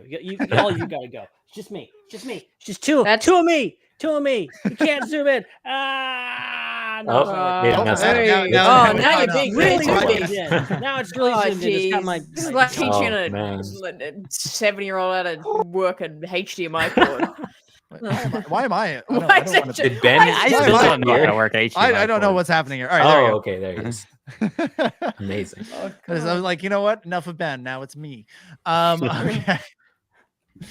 Fun stuff. All right, this one comes from Vlad Sander in the Discord. Okay, since it's question time, do you think that Wrecker and Hunter will accept Crosshair back with open arms, or will they accept and trust Batcher but still be wary of Crosshair? Do you think that the fact that Omega wasn't rapidly aged is the reason why her cells accept a transfer of midi-chlorians? And this last question is for Hannah. What is it called when Hunter, Wrecker, Echo, and Rex sit down to play a board game? Hannah, answer that last one. The bad game. I don't know. The batch game. Batch game. What is it? It's a game of clones. But a game of clones. Zinger. Official zinger. Well played. What do we think? Wrecker and Hunter accepting Crosshair back with open arms, or are they more likely to accept Betcher into the second one? The latter option. It's a good question. It's a great question, and I think this will play out over a few episodes. My bet is on Wrecker will probably come around within an episode, but I think there's going to be a bit of story with Hunter and Crosshair having to get along, and then they get in some sort of peril and they have to work together, and then they'll work out their differences because they have to. So I think there'll be a bit of story. I think Hunter will definitely have some more reservation and take a bit of story to get around. That's my bet. Yeah. I think it'll be a cool inverse of what happens at the end of season 1, where Crosshair wants no part of them, doesn't want to be with them, but like they keep dragging him along. Like literally when he's unconscious, they're just like dragging him and carrying him along. Just like, you're going to be a part of this team. We're not leaving you behind. I think it'll be something like that. Like Crosshair is going to be like something's going to happen to Hunter and Crosshair will save him and we'll have to take the lead. Maybe they'll like drug him and just carry him around like Weekend at Bernie's style, and just sort of like, oh yes, fire on the clones. Yeah, that's my prediction. We'll see if that happens. My prediction is that I think Crosshair is going to get socked in the face by Hunter, maybe. By Wrecker would probably kill him, but I think Hunter, just a good punch in the face. I don't know. I think there's going to be a lot of angst in the next coming episodes, and I really want them to play up the angle of like it's going to be tough. Like, and it should be tough for this situation. Like, Crosshair has tried to kill them, has betrayed them, has like, or at least from his point of view, they betrayed him. But like I really want them to go there and bring out everything, like every like complaint, every situation that I mean, obviously not like go down the list of everything, but I just think Star Wars has focused so much on redemption. It hasn't really had time to focus on the next thing, which is reintegration. Because most of the time, the ones that are getting redeemed end up dying. So I think this is a really good opportunity for us to see how far, how well Star Wars does in showing reintegration back into the norm for a character like Crosshair. So I'm so excited for it. Yeah, this is something that Star Wars has not really done. They've resisted that. Usually characters, when they get their redemption, it involves death. And thus far, it has not happened for Crosshair. It could still. There's still, 10 episodes or something to go, 10, 11 episodes to go. We may kill off Crosshair. I'd be a little disappointed, yeah, I think, at this point. I'll be as angry as Dominic was when I mentioned the helmets. The helmet thing, yeah. Yeah, good question. And then what's the last one here? Yeah, the reason Omega wasn't rapidly aged was for ourselves for the transfer of midichlorians. There's something going on here. I mean, we didn't really talk about it. There's the scene with Nala Se in this episode with Dr. Hemlock, where she's in jail and he's kind of confronting her. He's kind of saying like, "What's going on here?" Yes, the ASMR scientists of just soft speaking. Yes. It's they way back in season 1, they talked about Omega as like she's like an unaltered clone. The only other one being Boba, whose original code name was Alpha, and she's the Omega. And so like, I feel like there's still something there. And now that we've dragged Daniel Logan back into this, I feel like, some kind of Boba could factor into this in some way. But yeah, something's going on. It begs the question because, like we said last week, like I feel like they're wanting us to draw the question of just like, I think even Jennifer Corbett and some of those guys on Twitter are just like, "Ooh, what's going on here?" They're like they're playing coy with the whole like force sensitivity question, and I think that's kind of what they want us to think. But if that really is it, then like, okay, what makes Omega special, and how is she different from Boba? If it's because, as Vlad is saying, that maybe it's because she is a pure clone of Jango, that means certain things like maybe it's just random, but why isn't Boba force sensitive, or at least more adept? As we learned in Ahsoka, it takes time and training. Anybody can do it, but talent is a factor. And why does Omega perhaps have more talent? Or maybe this is all red herring. Again, it could be something completely different that we're not catching yet. I mean, Boba is the best at what he does. Maybe there's some force stuff going on there that's more of a subconscious kind of thing. I just got through rereading Dark Disciple to sort of prep for Ventress whenever she gets into the storyline. And like Boba and his gang very briefly capture and subdue Count Dooku in that book. Yeah, there's a whole sequence there, and like that's pretty impressive for a crew of bounty hunters. And Boba's he's the best. He's the best around. And I maybe there's something there. Again, the sort of the beauty of Ahsoka is opening up the Force where anybody can tap into it if they work at it. And we haven't really seen Boba try, but maybe he's again doing it subconsciously. So it could be something interesting there. They just need to say midichlorians already. Yeah, I got between all these shows keep talking about M counts. I gotta think midichlorians is coming soon. Somebody's gonna say it. All right, let's go to another super chat from Joel Davis, who says, "If The Bad Batch season 3 nails the ending, gonna say it will be the best animated series they've done, and I'm including Clone Wars on that list." was gonna agree with you, Joel, but I don't know. That's a good. I don't know. Chris, go ahead. I would say second best. I think that the Second reason best. why the reason why the Clone Wars is ahead of Bad Batch for me is because of the variety. Yeah. Like, I think it was such an incredible show to be an anthology series and to include so many characters and so many events and things and different plot lines in it, that I think it's hard for a show like the Bad Batch to compare to it. In some way, it's a bit apples and oranges. And the only thing that I think I would agree with Joel on is that the Bad Batch is more consistently good quality.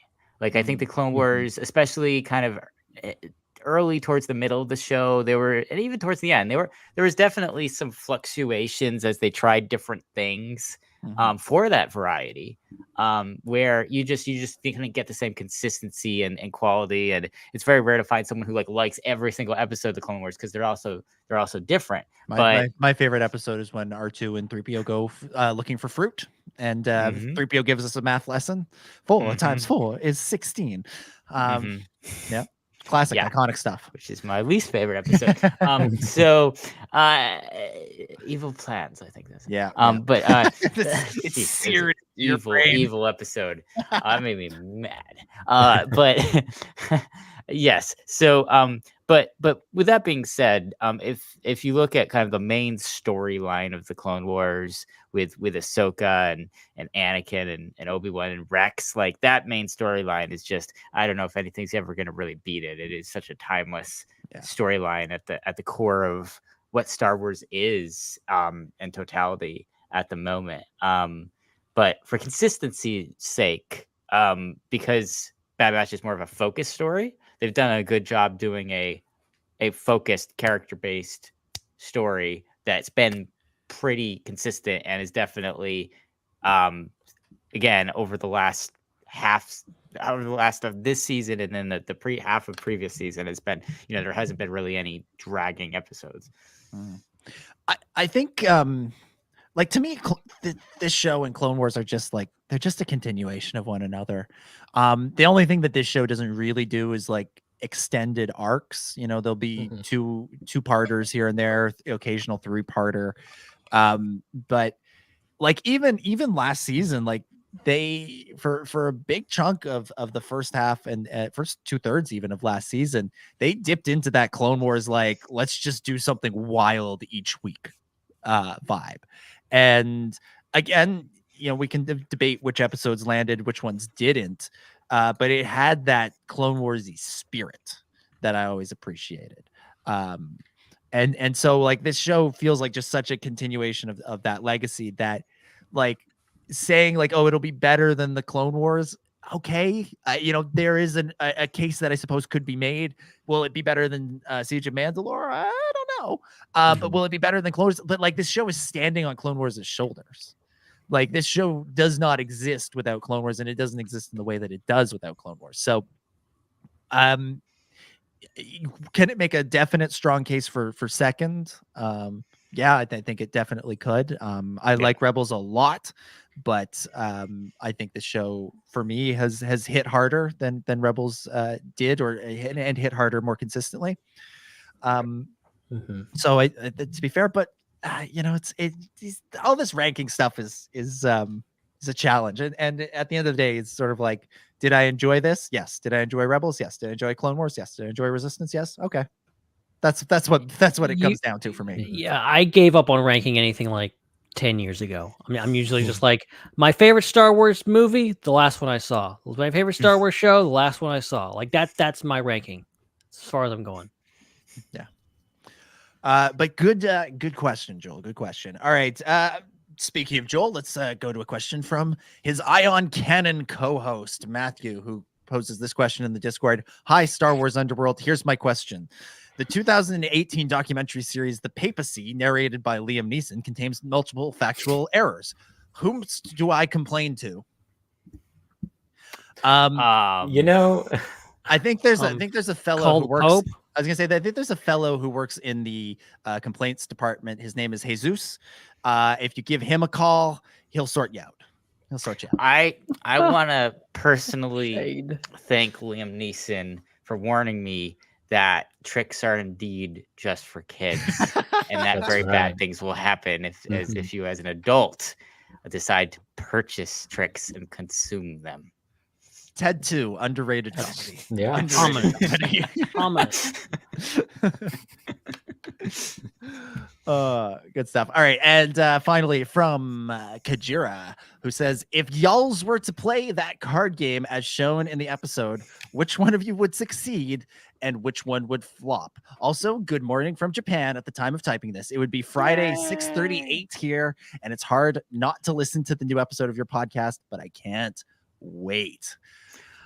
All right, who would win at this card game, at Uno or Uno or however Uno or however this game is pronounced? If it was Star Wars Cards Against Humanity, I would win, but I don't know about this. It would just be. It would be halfway through the round, and I would be like, "Can you tell me the rules again? I didn't catch it the first 5 times you explained it to me." Me with Sabak. Ben would get a salmon out of his pocket and drop it on the table and be like, "Go fish!" Yes, let's go fish. I went and fished. I went and caught all these fish, and what do I do with them now? If it really is Uno, then nobody wins, in my opinion. We all just end up hating each other at the end. Yeah. Pretty much. Hannah, I feel like you'd win. I feel like Thank you. you'd, I was wipe the waiting for table someone with to all say of us. that. Yeah, I have a feeling you clean up at a poker night. Oh, you bet. This poker face. Ha ha. You betcha. You betcha. You betcha. Gotcha. You betcha. All right. Can't read my. We can't read your betcher.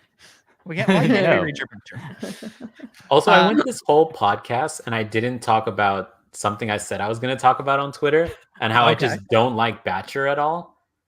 Get out. Oh, he's ugly. He's ugly?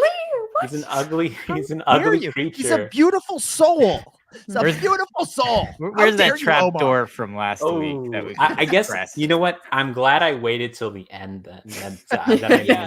Those are fighting words. It's better. You should have there's started thousands of miles I between us don't all. listen. I don't listen to this podcast, and I don't like Batcher. And I all don't right. Well, like thanks for Batcher. coming over. Now I know. I know. There's going to be a 3-way fight in the Denny's parking lot when that happens between Omar, Hannah, and Dominic. I don't know. I don't know who's going to win. I think this is what makes peace between Hannah and I is that we we team up realize to defend Betcher's honor and kick Omar's ass. We'll come together over this. Yeah. But yeah, like wow. I was all for Crosshair just leaving him, but I get it. It's Omega Wood. Very in character. Very very in character of Omega. So it's great. It's great. All right, good. There you go. All right, all right, good. Guess you won the bet, whatever that was. Yeah. Well, one thing we haven't done yet on this episode is go around the table and give final thoughts and score out of 10 for this episode. Wow, how did we not do that? Let's do that. I was trying. I decided to try something because I always liked on like Podforce 99 and Radio Razor Crest how we would end the episode with that. So I thought let's try that on this show.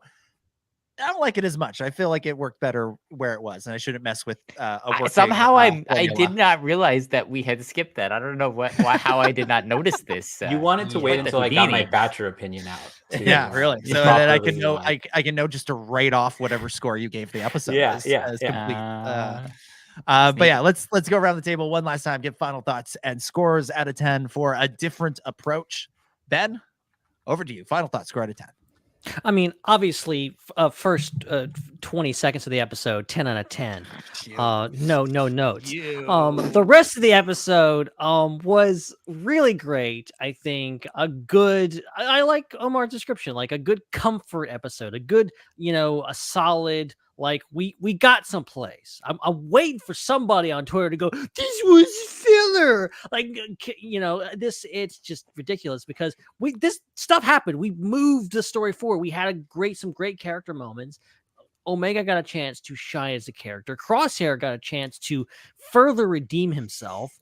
And ultimately, we're left with characters, ending up back up. And as Chris mentioned off the top, like, I'm curious where the show goes from here. Like, I thought this moment between Hunter and Wrecker and Omega would happen way down the line. I didn't know they would reunite this quickly. Now I'm like, okay, what's going to happen? What is actually going to happen? This is kind of uncharted territory after this episode. So I'm very eager to see what comes next. But I think this is a really fun episode, gorgeously animated down to every last detail. And yeah, I'll give this one, I'll get it an 8.5 out of 10.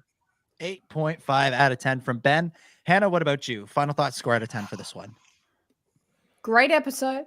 Felt very Clone Wars meets Rebels. It was fun to watch, with a very emotional ending. I think it felt right in the season where it is.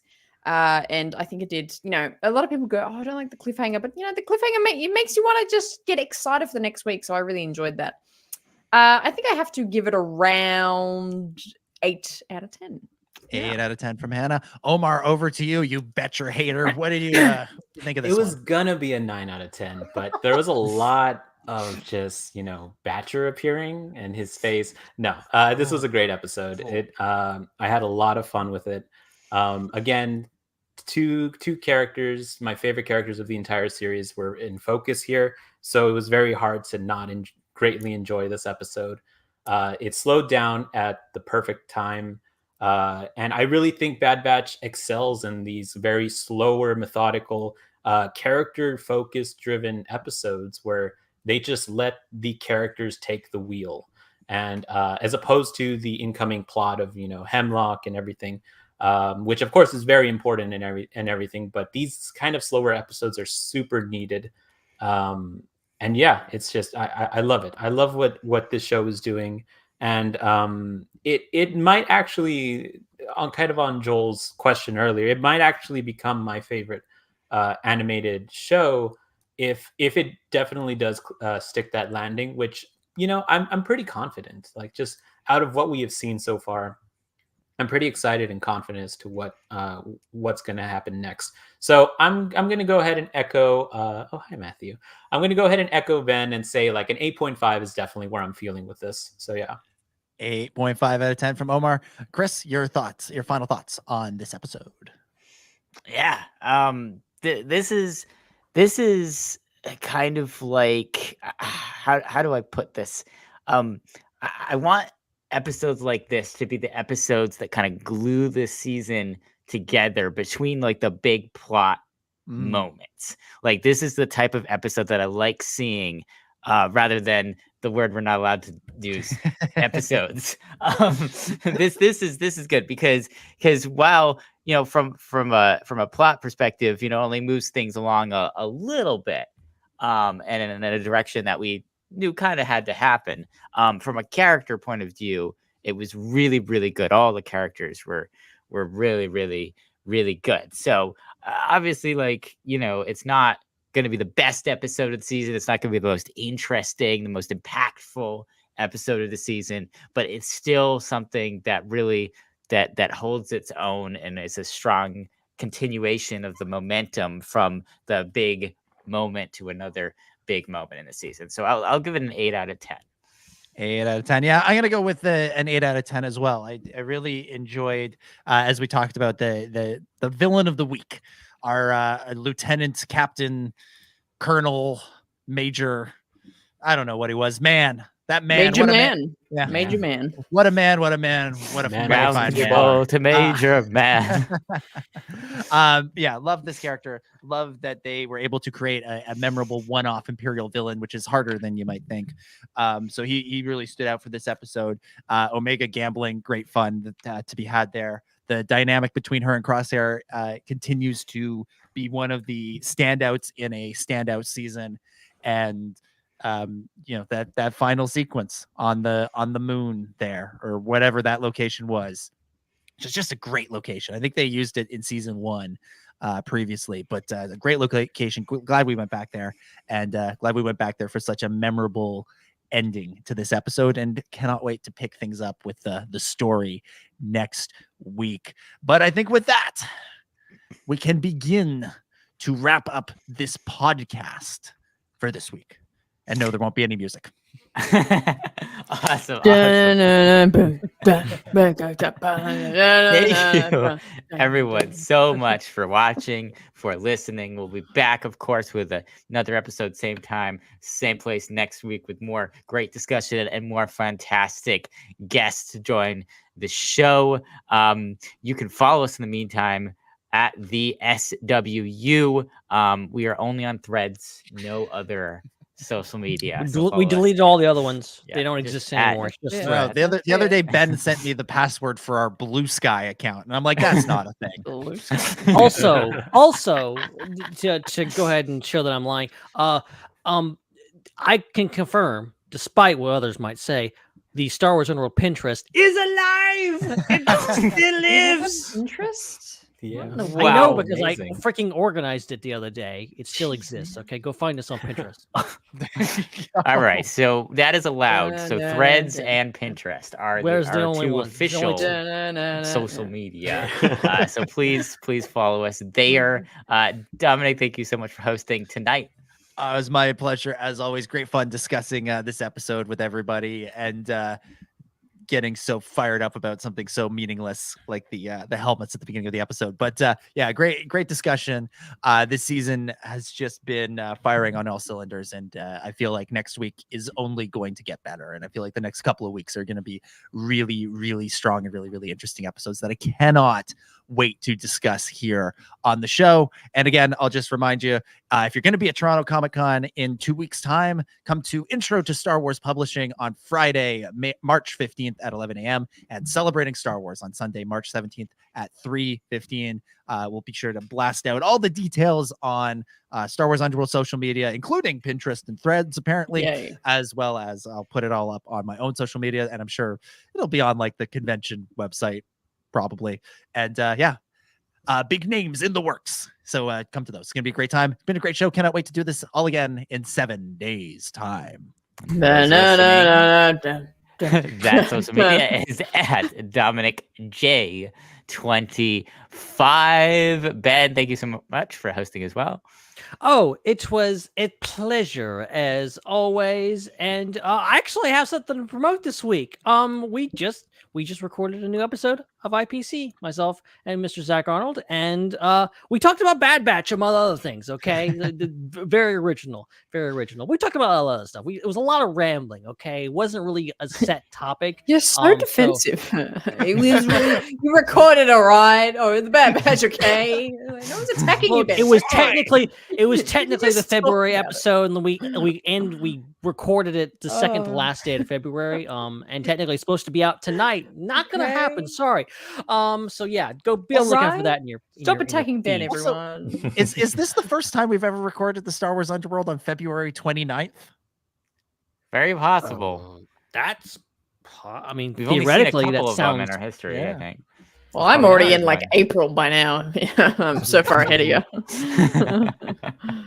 And to everyone that was born on Leap Day, happy birthday! You were so young. We should be doing happy birthday every show we do. Surely it's someone's birthday every show. That was also so sarcastic, man. You're so young. Oh my god, happy birthday. Oh my gosh, happy 12th birthday, Aunt. All right, you can follow Ben on social media at Ben Hart with no E. Ray from the Hannah side, thank you so much for coming over to the Underworld. Thanks so much. It's been a great discussion. Okay, all right. It's been a good discussion. I'm going to be really defensive about it. That's good. Wow, it's good. Wow, damn. Another great show. I'm actually surprised I made it all this way. So great to be alive with us. Yeah, Hannah, thank you for toughing it out through sickness to be here for this this episode. Every time I went away, I was just secretly dying in a corner, and they'd be like, "Come back." I was doing that in the corner, really. No, but another great show. Great to be here. And of course, you can follow Hannah at the Raeside for those listening. That's spelled RAE side. And make sure you subscribe to her YouTube channel of that name. And finally, Omar, thank you so much for guesting this week. We really appreciated having you on. Thank you. It has been a pleasure. Again, I do love this podcast. I really do love this podcast. I really want to, like, throughout the whole podcast, I've been thinking. No, the first time Omar's made it to the end of an episode. No, I realized, like, after I was like, oh God, that sounds terrible the way I said that. But no, I discovered y'all's podcast relatively recently, but it has become a favorite as of now. So that's how you do it. That's how you say as it. of today. Just edit this. I'm an editor. I'll just edit this and I'll put this at the beginning. And we'll be good. But yeah, no, I had a blast. Thank you so much for having me on and talk about Bad Batch.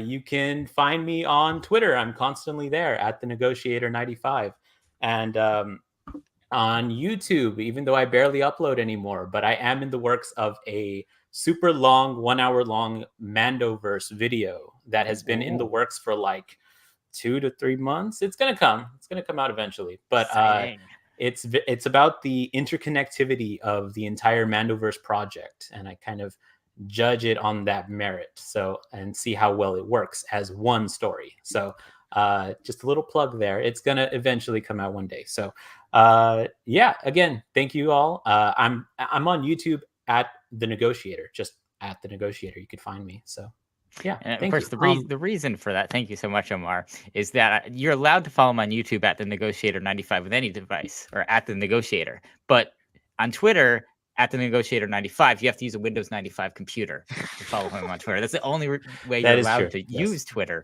as a Star Wars Underworld. History. It's true. No, the real reason I don't have at The Negotiator is because on Twitter is because it's taken up by the Priceline Negotiator, and it upsets me greatly. I tweet at them. God dang it, Shatner! Please give me the Negotiator.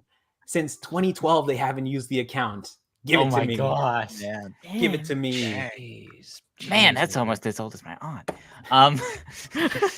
Also, a special shout out and a plea to all the Betcha stands out there. Please don't come after our pal Omar. He may have get him. Get him. He will. He's a really nice guy. I promise. He's really. He may have a bad opinion about. He's a really nice guy. I promise. Don't hate him. But shout out to Gonki, which is the real pet of the Bad Batch. I'm just anyway. I agree with that. Heck yeah! Thank you, Omar, and thank you everybody who super chatted with us today. Thanks to our channel members. Thanks to everybody who's subscribed on your podcast app, and I will part by saying, please check out the Star Wars Underworld Discord. It is super fun over there. Link is in the description and the show notes. So that's it. We'll be back next week for Omar and Hannah and Ben and Dominic. My name is Chris, and may the Force be with you. It's a wrap.